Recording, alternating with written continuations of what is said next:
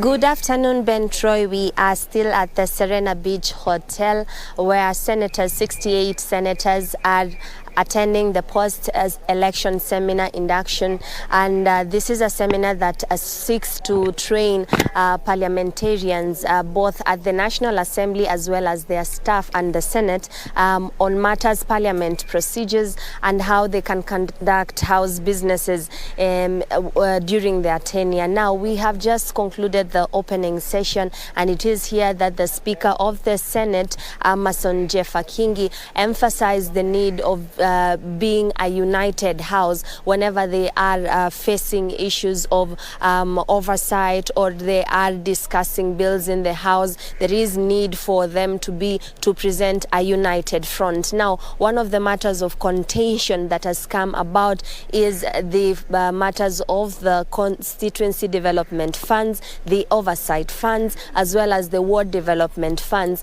Now, at each and every level of government, from the ward up until the Senate, every leader is demanding or requesting funds rather to have to help them administrate, and the buck stops with the Senate to approve such pleas from different arms of government. Now, the problem with that is they think that the National Assembly does not have a cordial relationship with the Senate. They don't want the National Assembly to twist them into approving the funds and also enshrining them into the Constitution until they go through the proper process of enshrining these particular funds. They are requesting an oversight funds, the senators, to help them govern and see that the government is working in place in whichever arm of government, be it the executive, be it the governors, be it the constituency level.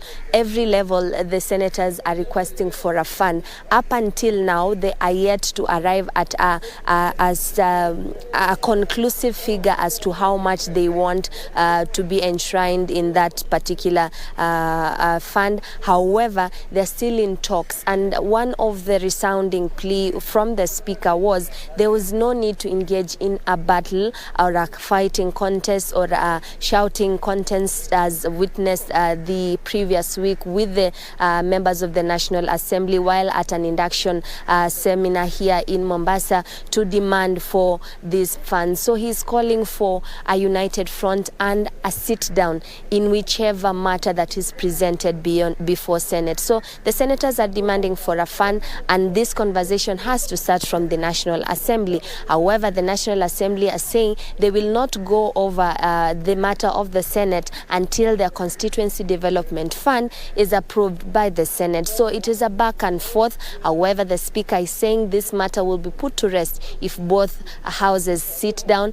and get an amicable solution. Now, the senators have mixed reaction whether or not the Constituency Development Fund or the Senate Oversight Fund should be enacted or should be given to these offices. They have mixed reaction. Some are for it, some are not for it. But they're saying this is a conversation that did not start with the 4th Senate. It started previously. But what they're saying is in this Senate, they are willing to do it, and because the matter is still at the courts, they are saying that maybe they will have a win with the National Assembly, who keeps on derailing this matter. So we have just engaged with the senators here who have given us our thoughts, and of course at the top of the hour we will give you a comprehensive story on what exactly they are demanding from the National Assembly and what the National Assembly is demanding for the Senate. But a resounding plea from the Speaker of the Senate is there is no need for a shouting contest, but they can sit down and have an amicable solution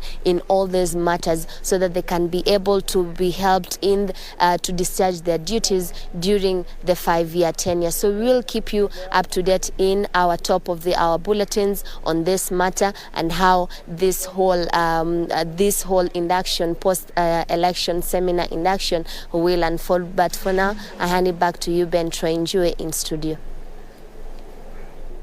Thank you so much, June Karisa from the coastal city of Mombasa during the 4th Senators induction meeting there, and most specifically looking at the post-election report and also haggling over funds, and especially when it comes to the national government, CDF, and also they're talking about their oversight fund, which each of the two houses will rely on each other so that they may come up with a good proposition.